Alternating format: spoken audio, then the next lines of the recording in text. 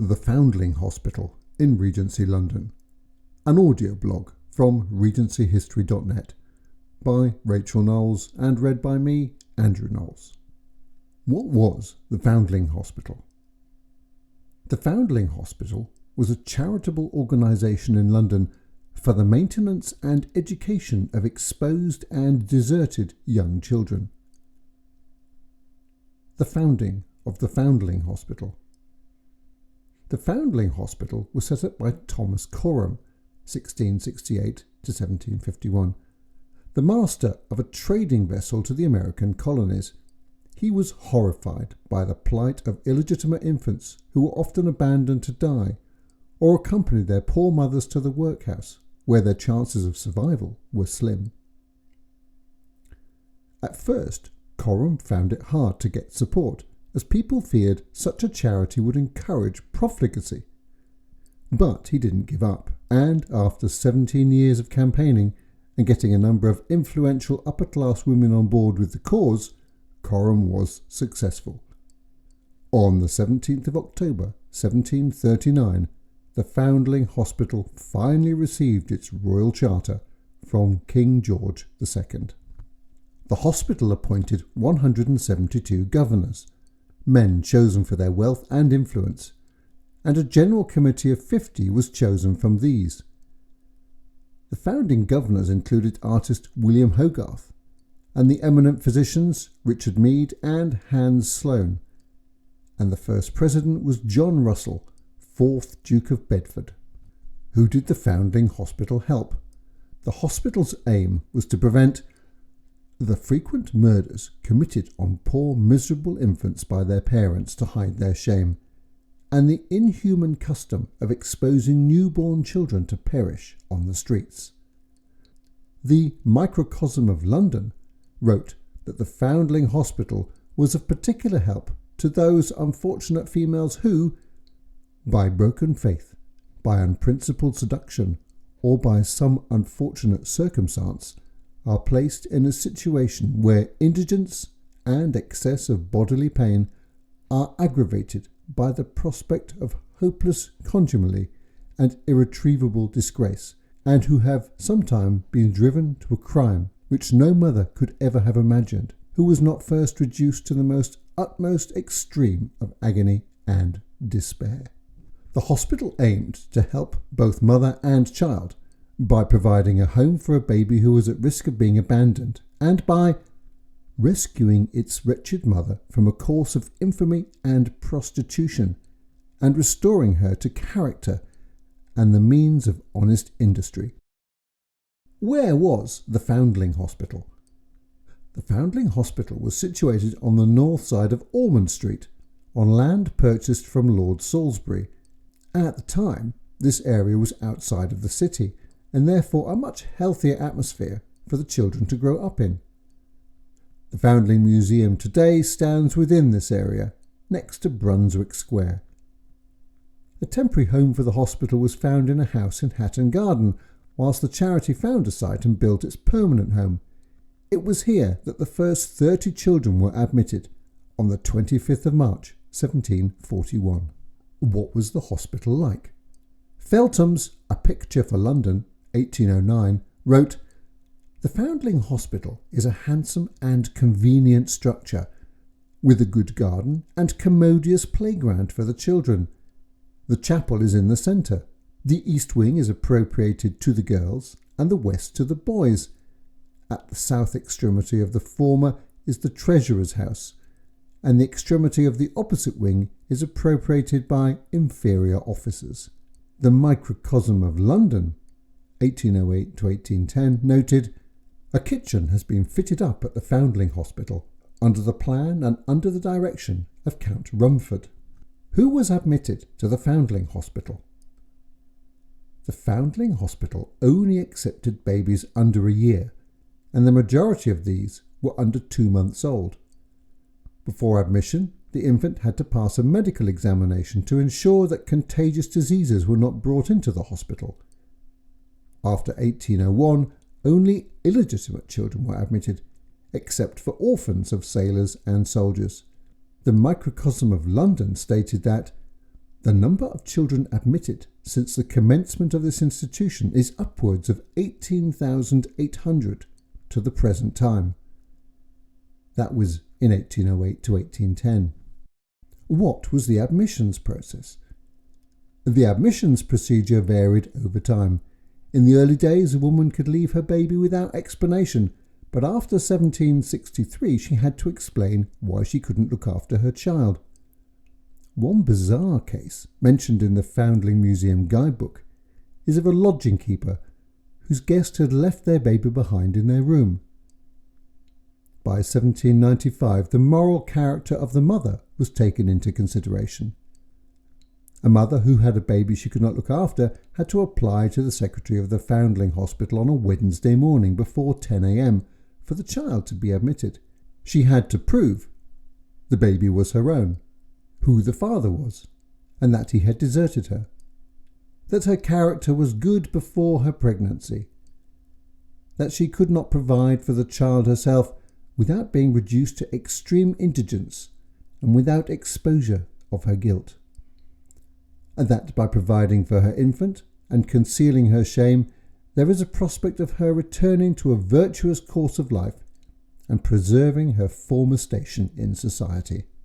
Were there enough places for every applicant? No. The need was enormous, and the hospital had limited capacity. By 1742, over 100 people often applied for a mere 20 places. For most of its existence, the charity had to allocate places by some means. During the early days, a ball system was used. Women randomly picked a ball from a bag. A white ball meant the child was admitted. A red ball meant the child was not. Later, a more discerning process was introduced, where the General Committee examined the petitions for admission and allocated available places based on the good character and circumstances of the mother. The exception was a disastrous period of general reception in the 1750s, where a condition of receiving a £10,000 grant from the government meant the hospital had to accept every child who applied.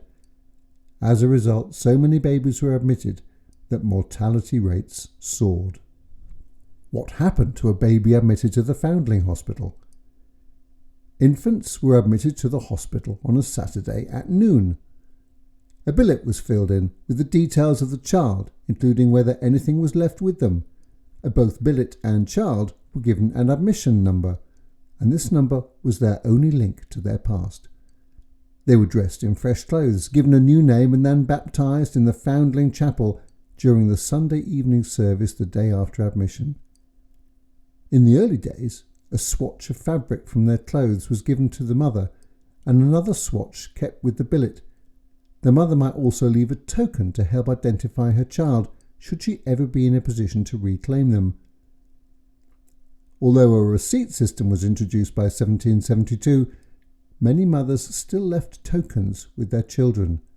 On the Monday morning following, the child was sent into the country to a wet nurse until they were about 4 or 5 years old. What happened to the foundlings? The foundling children returned to the hospital to be equipped to play a useful part in society. Education. Both boys and girls learned reading, writing and accounts. They were taught the church catechism and learned to sing the foundling hymns and anthems. Girls were taught how to knit and sew and use this skill to work on the hospital linen and to make their own clothes. They were also involved in household tasks to prepare them for being good servants. Boys worked in the garden, kept the courtyard and chapel clean, and also helped with the household work. Boys were apprenticed at age 12 or 13 to a suitable trade. They were often placed with shopkeepers or as household servants. Others were apprenticed to farmers or went to sea. Girls were apprenticed at about 14 years old, usually as servants. To protect the foundlings, the charity restricted who they could be apprenticed to and frequently visited the children during their apprenticeships. Were foundlings ever reconciled with their parents? Until 1764, a relative was required to pay for the cost of their care to date in order to reclaim the child. After this requirement was dropped, 3 or 4 children were reclaimed every year. how was the hospital financed? The Foundling Hospital was largely financed by donations. It received a large grant from the government in the 1750s, leading to the period of general reception that's already been mentioned. When mortality rates rose during this period, the reputation of the hospital waned and donations dropped. As a result, the charity was forced to build on part of the estate to raise money through leases and rents. This led to the construction of Brunswick Square and Mecklenburgh Square. In addition, the hospital took in plain work, simple sewing, that the Foundling girls completed. The Foundling Hospital Chapel. The Foundling Hospital Chapel generated funds both through pew rents and through collections at its services. The Picture of London in 1809 said, "The Divine Service is performed in the chapel twice on every Sunday, at 11 in the forenoon and at 7 in the evening. The pews are in general let at a high rent, and besides this there is always a collection at the doors, from which the excellence of the music and the popularity of the preachers is considerable, and amounts, with the rest of the pews, as we have been informed, to nearly £2,500 per annum." Charles Dickens was one of the hospital's Victorian sponsors who sponsored a pew, as well as helping to raise the charity's visibility by writing about it favourably in his work. Sometimes fees were received from parishes, the War Office, or someone connected with the child, in return for the hospital admitting the infant. Hogarth and other artistic benefactors. William Hogarth, 1697 to 1764, was a founding governor of the Foundling Hospital, and he designed the coat of arms, and probably the children's uniforms as well. He donated works of art to the hospital and encouraged other artists to do the same. Paintings were donated by many artists, including Francis Hayman, Joseph Highmore, Thomas Hudson, Allan Ramsay, and George Moser, who were all made governors of the charity. As a result, the Foundling Hospital became something of an art gallery. Handel at the Foundling Museum. George Frederic Handel, 1675 to 1759, donated an organ for the chapel and wrote the Foundling Hospital anthem. For several years, Handel conducted a performance of his oratorio, The Messiah, and gave the proceeds to the Foundling Hospital. Visiting the charity. According to the Picture of London, 1809, visitors were welcome.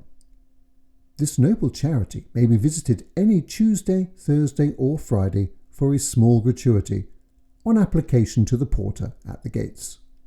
What happened to the Foundling Hospital?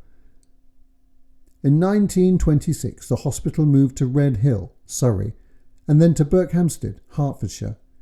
In 1954, the last pupils left and the charity became the Thomas Coram Foundation for Children. Some of the original site is now a playground for children, Coram's Fields. 40 Brunswick Square became the Foundling Hospital's London headquarters in 1939, and in 2004 it opened as the Foundling Museum. If you enjoyed this audio blog, you'll find many more articles about people, places and life in late Georgian and Regency England on our website, regencyhistory.net. There's also a growing number of audio blogs like this one and other videos here on the YouTube channel.